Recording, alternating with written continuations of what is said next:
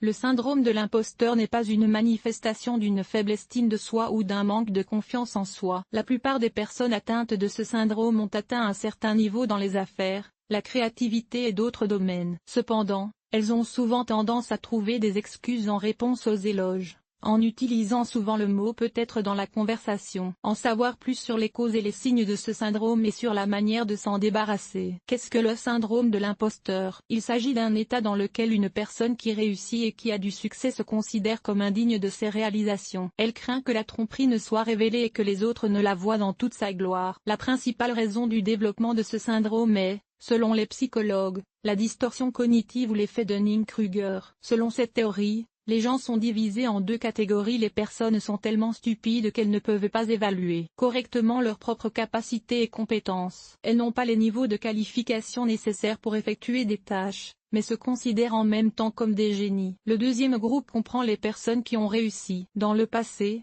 elles ont commis de nombreuses erreurs et s'en souviennent maintenant dans chaque conversation. Pour cette réussite, ils se déprécient. Selon une enquête, 70% des habitants de la planète ont été confrontés au moins une fois à des sentiments similaires. Ils apparaissent aussi bien chez les hommes que chez les femmes. Toutefois, ces dernières y seraient plus fréquemment confrontées. Le concept de syndrome de l'infidèle a d'ailleurs été inventé par les scientifiques Pauline Curran et Suzanne Harm. Les femmes ont tendance à évaluer leur travail moins bien qu'il ne le vaut. C'est ce qu'a prouvé une étude menée auprès d'un groupe d'étudiants en médecine. Par rapport aux hommes, les filles s'attribuaient des notes inférieures. Selon leurs professeurs, elles se présentaient mieux. Une étude similaire a été menée à l'université de Harvard. Les scientifiques ont constaté que les filles sous-estimaient leurs points lors des tests liés aux études de droit. Dans la plupart des cas, cela se produisait lorsque d'autres personnes se trouvaient à proximité ou lorsque l'évaluation portait sur des domaines masculins. Comment distinguer le syndrome de l'imposteur du perfectionnisme? Le problème de l'auto-illusion a déjà été rencontré par le passé. Cependant,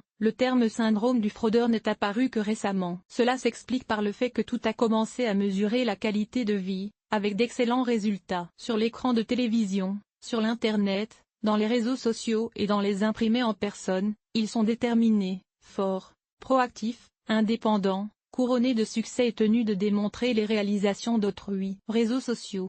Certains y voient une source d'inspiration ou de motivation. D'autres considèrent qu'ils sont absurdes et qu'ils ne peuvent pas répéter de telles réussites. Souvent, en se comparant à des personnes qui ont réussi, la personne tire des conclusions qui ne lui sont pas favorables. À un moment donné, les autres semblent vivre mieux. Par la suite, elle est rarement satisfaite de sa vie. Les psychologues considèrent que l'amour-propre, la responsabilité personnelle et les exigences élevées sont d'autres raisons du développement du syndrome. Le complexe d'escroquerie n'est pas une maladie à part entière. Il s'agit plutôt d'un signe de développement de l'anxiété sociale. Selon de nombreuses personnes, le complexe de l'escroc n'a pas de problème en soi. Cependant, des recherches approfondies montrent que le doute et l'anxiété détériorent la qualité de vie, entravent le développement et privent les gens de motifs de plaisir. Il s'avère qu'il n'y a pas de dénominateur commun entre le perfectionnisme et le syndrome. D'une part, le désir d'être le meilleur. Le second est le manque de confiance en soi et en ses réalisations. Signe du syndrome de la fraude. Comme d'autres états pathologiques, le complexe de fraude présente des traits et des symptômes caractéristiques. Vous percevez les éloges comme injustifiés. Lorsque l'estime de soi tombe en dessous du seuil de base, il est difficile de reconnaître le succès et il n'y a pas de trace de confiance. Bien sûr, les compliments peuvent constituer une violation des limites personnelles et une manière de donner des conseils inutiles. Toutefois, si une déclaration de bonne foi semble être fausse, il convient d'y réfléchir. Une personne atteinte du syndrome de l'imposteur non seulement n'accepte pas les compliments, mais commence en conséquence à sous-estimer délibérément ses réalisations, à se trouver des excuses et à persuader ses interlocuteurs. Vous avez régulièrement l'impression d'être en retard sur les autres. Ce symptôme se manifeste surtout chez les élèves brillants et ceux qui se fixent et atteignent de grands objectifs. Ils sont dotés d'une part particulière de perfectionnisme. En d'autres termes, ils sont exigeants envers eux-mêmes et envers les autres. Par conséquent, si quelqu'un d'autre semble faire un meilleur travail, ne paniquez pas et ne vous reprochez pas votre manque de professionnalisme. Plusieurs facteurs sont à prendre en considération. Vos collègues ont sans doute plus d'expérience pratique et sont donc plus expérimentés. Au bout d'un certain temps, il devient possible de les rattraper. Vu de l'extérieur, on ne voit pas comment le succès est donné aux gens. Tout le monde ne parle pas de ses difficultés ou de ses problèmes. Par conséquent, le sentiment de dévalorisation est subjectif dans ce cas. Il est important de se rappeler qu'il n'y a pas de tâche facile. Chacune d'entre elles peut être difficile,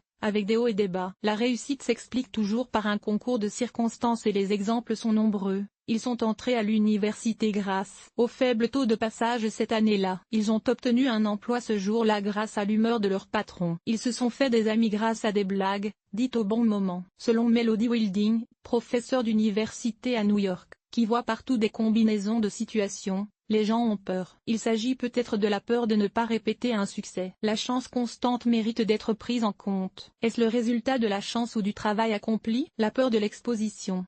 Il s'agit du principal symptôme du syndrome de la fraude. Le patient semble voir sa vraie nature dévoilée au grand jour. La peur d'une exposition permanente n'apportera rien de bon. Il faut donc se demander si tout va vraiment mal. Même si le travail s'avère être un hasard, il est peu probable qu'il le reste longtemps. Après tout, j'ai déjà dû faire preuve de qualité professionnelle. Vous éprouvez une incertitude constante quant à vos capacités de temps en temps. Nous sommes tous confrontés à des expériences, et c'est tout à fait normal. Une personne victime d'une escroquerie est constamment inquiète. Elle n'est pas sûre d'elle au point de renoncer à toute action positive. C'est particulièrement vrai lorsqu'il s'agit d'accomplir une tâche sérieuse ou de trouver un nouvel emploi. Chez les personnes atteintes du syndrome de l'imposteur, l'incertitude se manifeste non seulement dans leurs actes, mais aussi dans leurs paroles. Elles n'expriment jamais directement leur opinion. Dans leur vocabulaire, les mots probablement et apparemment apparaissent souvent. Se souvenir des erreurs et des obstacles. C'est l'intersection du perfectionnisme et du syndrome de l'imposteur. En raison de ses propres exigences exagérées,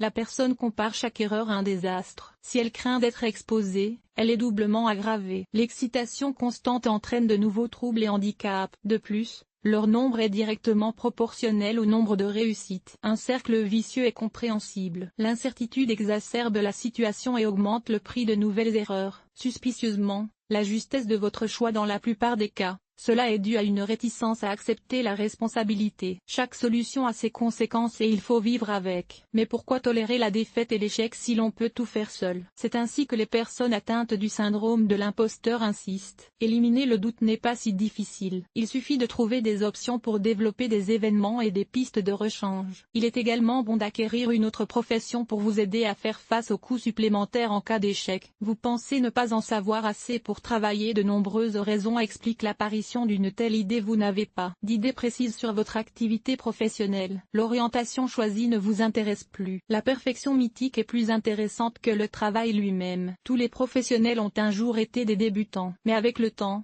ils ont acquis de l'expérience et ont commencé à travailler plus rapidement et plus efficacement. C'est pourquoi, au lieu d'avoir peur, vous surmontez vos craintes, vous vous ressaisissez et vous commencez à agir. Ou du moins, vous faites les premiers pas. C'est l'idée fausse la plus répandue chez les personnes souffrant du syndrome de l'imposteur. Tout au long de sa vie, l'objectif devient une personne meilleure et plus performante. Il n'est pas nécessaire de s'énerver et de se comparer à ces personnes. Il est préférable d'étudier attentivement leur histoire et de s'en servir comme exemple. Comment se débarrasser du syndrome de l'imposteur? Il n'est pas très difficile d'apprendre à avoir confiance en soi, à craindre l'exposition et à réussir. Il suffit de suivre un certain nombre de conseils simples. Tout d'abord, vous devez vous concentrer sur le processus d'amélioration et non sur le résultat. Comme nous l'avons vu plus haut, une personne atteinte du syndrome de l'imposteur souffre souvent d'un manque évident de connaissances. Cela est dû au fait qu'elle se projette loin dans les objectifs qu'elles se sont fixés. L'exemple de l'étudiant qui pense à la façon d'obtenir la meilleure note au lieu de penser à la façon de s'améliorer en est une illustration. Le fait de se concentrer sur la formation démontre l'existence de lacunes et d'un manque de connaissances. En même temps,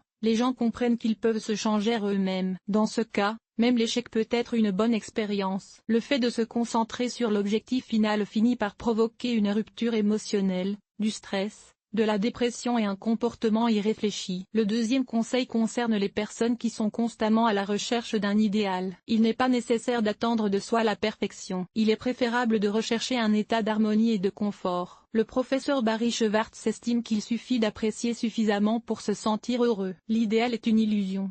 Il n'est pas nécessaire d'essayer de prouver le contraire. Il faut apprendre à pardonner ses erreurs et à faire preuve de patience. Une autre option, pour se débarrasser du syndrome de l'imposteur, est d'enlever le masque. Tout devient facile. Vous n'avez pas à vivre uniquement la peur et l'incertitude. Vous devez trouver quelqu'un qui vous pouvez tout dire. Il est préférable que cette personne soit un exemple à suivre et une source d'inspiration. Les personnes qui réussissent sont également méfiantes et les patients qui voient l'incertitude se rétablissent plus rapidement et apprennent à vivre avec leurs imperfections. Autre conseil, Ne pensez pas constamment à vos erreurs et à vos échecs passés. Ne vous mettez pas en concurrence avec les autres ou avec vous-même. Apprenez à rire de vos erreurs. Ne cachez pas vos succès et vos réalisations. Posez-vous la question suivante. Le travail vous apporte-t-il la même satisfaction qu'auparavant? Si la réponse est négative, vous devez envisager une reconversion. N'ayez pas peur du manque de connaissances. Elles changent et évoluent. Aujourd'hui, les gens sont experts dans certains domaines. Au bout d'un certain temps, ils perdent leur qualification. Et il n'y a rien de mal à cela. Avec de la pratique, vous pouvez tout remettre à sa place. Le syndrome de la fraude est un état pathologique dangereux qui provoque stress et dépression. Ses principales caractéristiques sont l'autocritique injustifiée, l'auto-agression, l'incapacité à accepter les compliments et la peur constante d'être démasqué. Dans la plupart des cas, les personnes qui réussissent en souffrent. Il est facile de changer la situation. Vous devez apprendre à vous concentrer sur la réalisation de vos objectifs, et non sur les objectifs eux-mêmes. Vous devez également vous demander si vous êtes satisfait de la voie que vous avez choisie. Il est peut-être temps de changer de famille.